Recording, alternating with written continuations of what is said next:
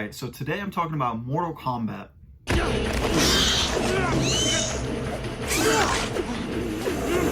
No, I'm not talking about that one. Before I go ahead and get into my review, if this is your first time on the channel, don't forget to hit that subscribe button down below. I really appreciate it. And if this is not your first time, then welcome back. So this is a non-spoiler review of Mortal Kombat. So if you've not seen the movie before, no worries, nothing's going to get ruined for you.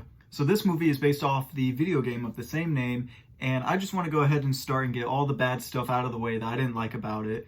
I feel like this movie is made more for fans that already love the older movie, because that one, even though it's, you know, bad CGI and bad story and all that stuff, it does have sort of a cult following of it.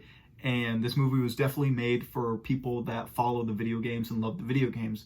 What this movie was not made for is for the average viewer that doesn't really know anything about Mortal Kombat, because you got to kind of know the characters to truly know what's going on and know, you know, who has what power, what abilities, stuff like that. You know, I like Mortal Kombat, the game, but I was never heavily invested in it. So honestly, some of the characters I knew nothing about. Something that this movie, this new one, didn't do is character backstory. There really wasn't much of any arcs or backstory on any characters. If they do make a second, maybe there will be more of a arc for some of these characters and backstory and stuff like that. But for this movie, I think that it just focused mainly on, let's get the punches, the kicks, and the fatalities out of the way, because that's what everyone wants from this movie. And granted, I do want that from this movie, and it delivered on that, but you also have to care about some of the characters. Because at the end of the day, when certain characters die or get hurt, I just don't care. Now, I don't know if anyone else noticed this, and maybe I'm just, you know, throwing spaghetti against the wall and hoping it sticks, but this movie was solely based off of coincidences. Oh, we need to find the temple where we can train. The same guy in the room that we're in, oh, he knows where it's at. Okay, let's go. I know a guy that can get us there. Oh, we get there. Now where do we go? Oh, look at that guy over there. He must know. It's just like, this happened a couple times during the movie, apart from the example I just gave, which I tried to be super vague, but it's just coincidence after coincidence. Oh, we're halfway around the world, but my best friend is here somehow. Like, it's just like, I don't know. Let's get back to the fighting. I'm really being such a picky bastard right now, because I love the fighting, but the editing was just, some of the editing was just bad.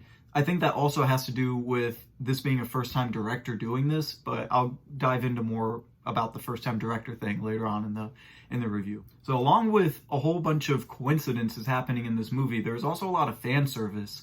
And sometimes fan service can be good, but in this instance, it just, honestly, some of it was just unnecessary. I really don't want to give anything away. It's just they say certain things and it's like, really, did that need to be in the movie? Like, I get it. I really do. I get it. You're doing it for the people that love the game, but this isn't the game.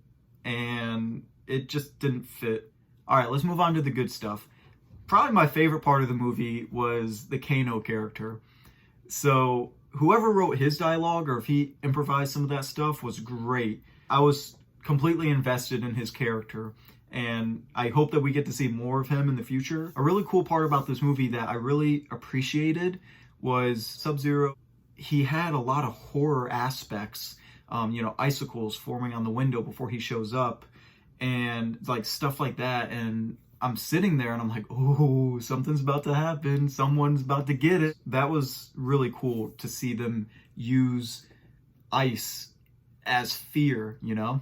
Now, something that I saw a lot of other people talking about online and reading reviews was they didn't like the Cole character, and I gotta disagree. I actually thought he was pretty cool. I liked him as a character. I liked, you know, seeing him in this movie, and if I'm not mistaken, this was a character made up for the movie. If I'm wrong, someone can let me know, but I'm pretty sure they made this character up for the movie, and I thought that he was pretty cool. I thought he was a cool guy. Now, coming back onto the first-time director type thing, I think the first-time director having a movie with a budget that was very modest. This movie was not made for $150 million, but it also wasn't made for $5 million. I feel like he did a pretty good job with what he was given. If he's able to make a fun movie like this on his first time out, then, you can only go up from there, hopefully. Would I like to see a sequel to this movie? Yeah, I would. There's a couple things that need to be tweaked, but that's almost for all movies. I did have fun with this movie. I just wanted to see some cool fight scenes, and that's what I got. If you like this video, don't forget to comment, like, and subscribe. You can find me on Facebook under Pierce Productions, where I post updates about the page. And before we go, Goonies never say die.